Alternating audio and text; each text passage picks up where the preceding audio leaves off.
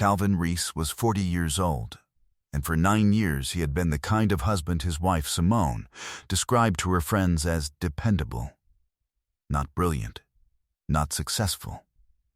Dependable, he drove a 9-year-old Jeep Cherokee with 140,000 miles on it that he maintained himself in the driveway on Saturday mornings. He worked project logistics for a mid-size freight company out of a nondescript office park in Memphis, Tennessee, the kind of building with drop ceilings and a parking lot that needed resurfacing. He packed his own lunch most days. He wore the same 4 dress shirts on rotation. When Simone's co-workers asked about her husband at their office happy hours, she told them he was in transportation and left it at that, the way you leave something at a coat check with no intention of reclaiming it.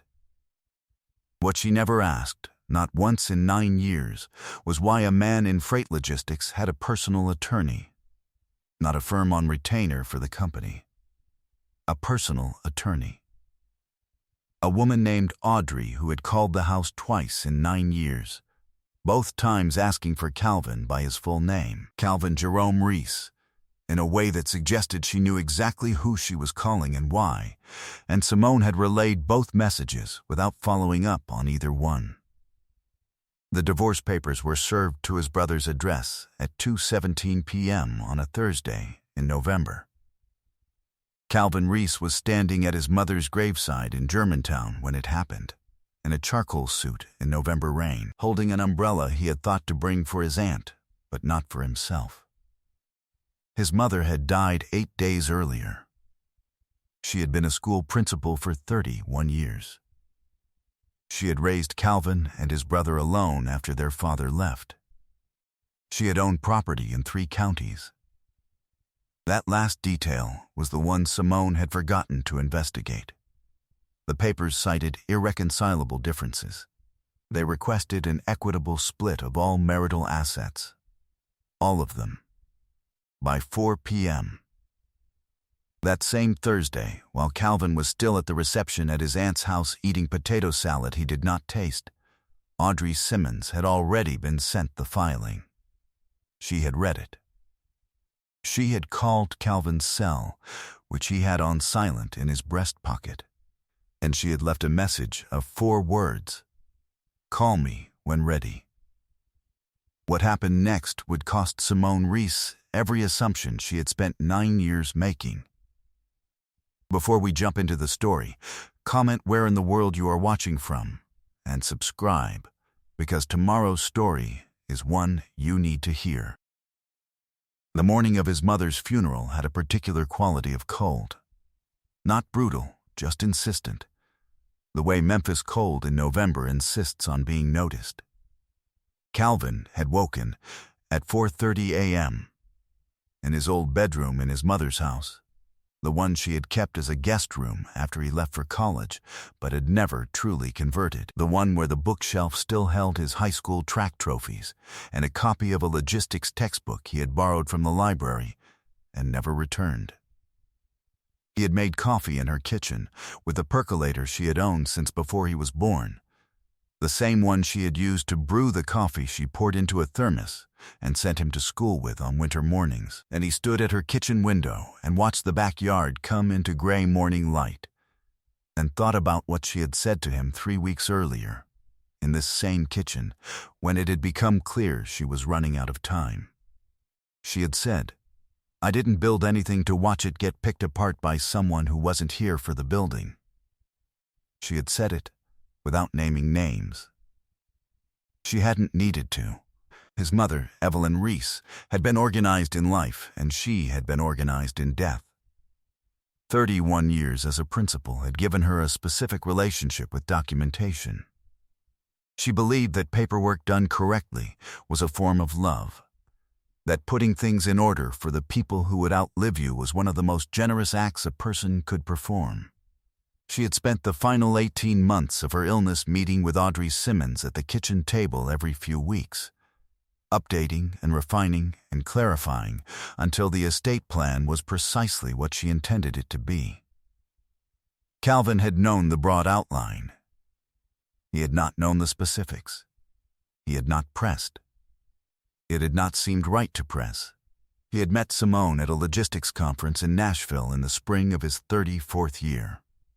She had been presenting a panel on vendor relationship management, and she had been sharp and quick and funny in a way that suggested she did not often let herself be funny, and was enjoying the permission of a professional setting where it landed as competence rather than levity. He had introduced himself after the panel.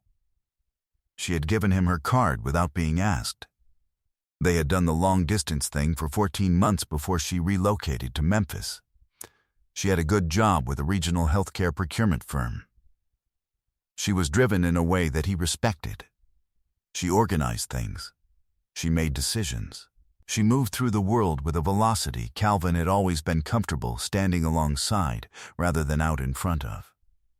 He had not noticed, for several years, that what he had read as velocity was actually displacement, that she was not moving toward things so much as away from the version of herself that did not have them.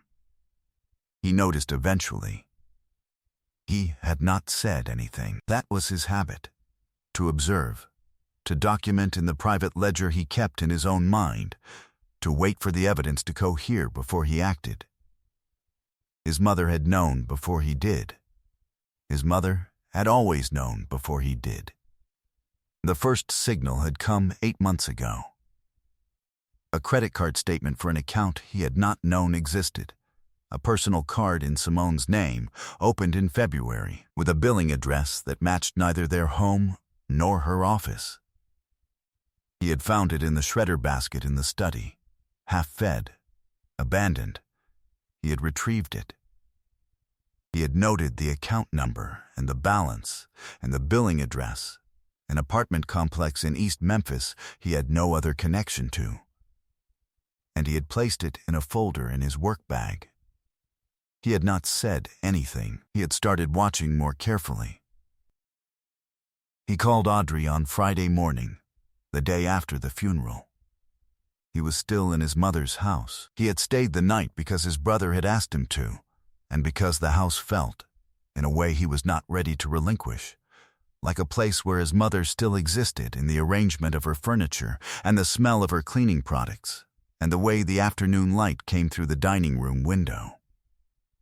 Audrey picked up on the first ring. "I'm sorry about your mother, Calvin," she said. "She was a remarkable woman. She was. I need you to come in next week. But I want you to hear the summary now, over the phone, so you can start thinking through it." He sat down at his mother's kitchen table. "The estate plan your mother finalized in September is structured as a trust," Audrey said. "The beneficiary is you, directly and solely. There are charitable bequests to her church and to the Memphis Urban League, and there are specific personal items designated for your brother. The properties are yours." He had known there were properties. He had not known the full picture. "The house you're sitting in," Audrey said. "The duplex on Lamar. The commercial lot on Getwell she purchased in 2019, and the Hernando parcel, the 42 acres in DeSoto County she inherited from her uncle and held in a separate land trust since 2007. Calvin was quiet. "The total assessed value, at current market, is approximately $1.4 million, Audrey said. "But the Hernando parcel is the one you need to pay attention to. There's been a development interest in that area for 2 years. I've had 2 inquiries already. The land value could be substantially higher than what it's currently assessed at, depending on what you decide to do." His face was perfectly still. "She amended the trust in September," Audrey continued, "after she became aware that you might be facing a marital dissolution." A pause. "The amendment specifies that all trust assets are inheritance, not marital property. Under Tennessee law, inherited assets held in trust are protected from equitable distribution in divorce proceedings, provided they haven't been commingled. Your mother was very deliberate about the commingling piece." "She was," Calvin said.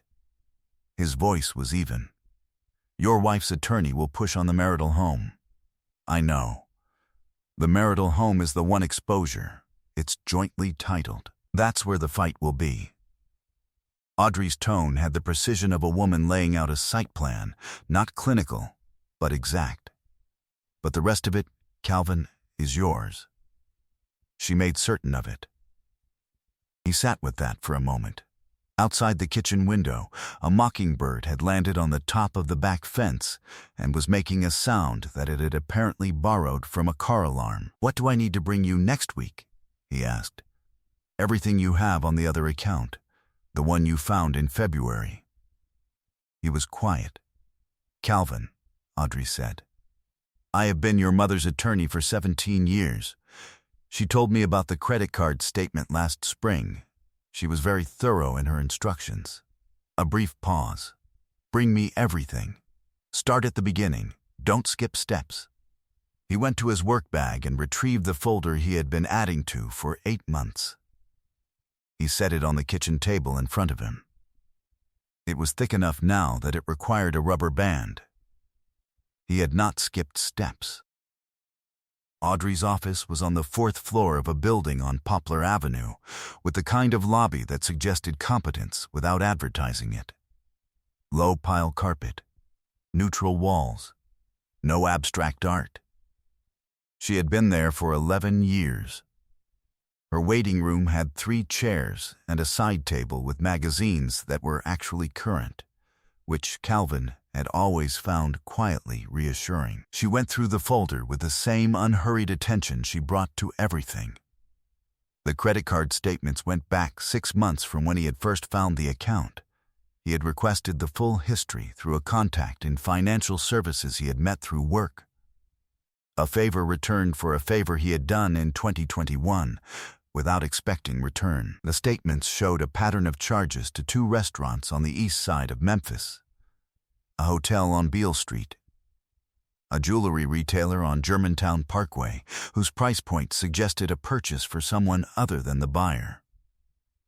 A total of $23,800 over 14 months. Behind the statements was a printout from the Shelby County Property Database. An apartment lease in the name of a man named Troy Winters, commercial marketing consultant, age 38. East Memphis address, the same building on the credit card statements. Co-signer on the lease, an entity that, when traced through one more layer of documentation, resolved to a limited liability company Simone had opened in August of the previous year, listed as a marketing consultancy. Audrey looked at that page for a moment. She opened a business. Calvin confirmed. The business has a bank account. It does. 3 months of statements. He set them on her desk. Audrey reviewed them in silence. Then she looked up. She transferred $17,400 from your joint marital account into the business operating account over 7 months, in increments small enough not to trigger automatic flags. She set the statements down. She was not guessing at this. Someone walked her through a method. Calvin thought about Troy Winters, commercial marketing consultant. "I want to know if the business account was disclosed in the divorce filing," Calvin said. "It wasn't," Audrey said. "I've already reviewed her filing. The business account does not appear in her asset disclosure." She looked at him over her reading glasses. That's a significant problem for her. He drove back to the house that evening. Simone was in the kitchen. She had made dinner, which she had not done on a weeknight in several months. She had set the table. She looked up when he came in with an expression that might have been guilt or might have been performance. After 9 years, he found that the two had become difficult to distinguish. He said it smelled good. He washed his hands. He sat down. She talked about her day. He listened. He asked 1 or 2 questions. She refilled his water glass without being asked. He was not angry. He was organized. Those were different things, and Evelyn Reese had raised him to know the difference. He ate her dinner, and he thanked her for it. and he went to sleep in the same house with the same woman who had hired an attorney to file on him while he was standing in the rain at his mother's grave, and his hands did not shake. Preparation was the work. The rest was patience. 3 weeks passed. By the end of them, Audrey had assembled a document set that she described to Calvin as thorough in the way that his mother would have approved of. She had also brought in a second set of eyes, an attorney named Marcus Webb, family law specialist, who had a particular reputation in Shelby County for knowing where asset disclosure gaps tended to appear and how to illuminate them in a way that courts found difficult to ignore. Webb reviewed the undisclosed business account. He reviewed the transfers. He reviewed the lease co-signature. He looked at Calvin across the table with the mildly interested expression of a man who has seen this pattern before and found it reliably actionable. "She'll settle," he said simply. "When she sees what the disclosure failure opens her up to, she'll settle." "I want the marital home," Calvin said. "You'll want to offer a buyout. Joint title means she has a claim on equity, but with the counter documentation, the disclosed transfers, and the business account issue, her leverage is minimal." Webb paused. "What does her attorney know about the estate?" "The filing referenced marital assets," Audrey said. "I don't believe her attorney has run a full property search yet. They're assuming the picture is what it appears to be." Webb nodded. "Then we correct that assumption in the response filing." He set down his pen. "We disclose everything. The full trust, the property portfolio, the assessed value, the Hernando parcel." He looked at Calvin. "We also include a formal request that she amend her asset disclosure to include the LLC and its operating account, with a note that failure to do so will require us to bring it to the court's attention separately." He said the last part without drama. It was simply the shape of what was coming. Calvin thought about his mother at her kitchen table, meeting with Audrey every few weeks, going through it line by line, putting things in order, doing the work of love in the form of paperwork. He thought about what she had said about people who came in late to buildings that other people had spent their lives constructing. "Do it," he said. The meeting happened on a Tuesday morning in January in a conference room at Marcus Webb's office on Poplar, with wood-paneled walls and a window that looked out over bare winter trees. Simone arrived with her attorney, a man named Garrett who had the look of someone who had been briefed on a case he was beginning to suspect had been misrepresented to him. He had a leather portfolio and a pen he clicked 3 times before the meeting started and did not click again after. Calvin came in last. He sat across from Simone. He looked at her directly, without hostility, in the way he had always looked at her, attentively, as though what she was about to do was the most interesting thing in the room. She looked away first. Audrey opened with the trust. She walked through each property methodically. The house in Germantown, the Lamar duplex, the commercial lot, the Hernando parcel, which she paused on to note that a regional development group had submitted a written inquiry to the trust in December regarding possible acquisition, and that the preliminary figure in that correspondence was not something she was able to share in this setting, but that it substantially exceeded current assessed value. Garrett clicked his pen. He did not complete the click. Audrey placed the total documented trust value on the table. $1.4 million at assessed, potentially higher pending the Hernando inquiry. All of it inheritance. All of it structured specifically and deliberately to fall outside the category of marital property. All of it documented by a woman who had started planning this in the year her son married a woman she had observed, in her careful and unhurried way, for 9 years. Then, Marcus Webb set a second document on the table. the LC registration, the operating account statements, the itemized transfers from the joint marital account, the lease co-signature. 14 months, $23,800 across the personal credit card. The $17,400 from the joint account. He noted, in the even tone of a man delivering a weather report, that none of these had appeared in Simone's initial asset disclosure, and that the court had been formally notified of the discrepancy pending her amendment. Simone's attorney looked at his client. It was a brief look, but it carried a very specific quality. The look of a man revising his understanding of the situation he had agreed to represent.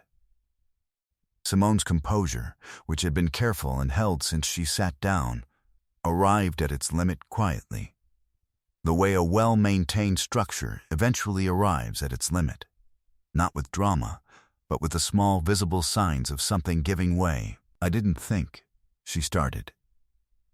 "You didn't ask," Calvin said. His voice was the same temperature it had been all morning. "You knew what you saw. You decided that was the whole picture." He paused. "My mother was a principal for 31 years. She ran a school. She managed staff and budgets and parents and crises, and she did it for 31 years while raising 2 sons by herself, and she built something, Simone, brick by brick. Year by year, she built something real." He let that sit for a moment. "You filed while she was still warm. The room was quiet." "That's all I wanted to say about that," Calvin said. He looked at Audrey. "What do we need from them?" Audrey opened her portfolio. She had a 1-page term sheet ready.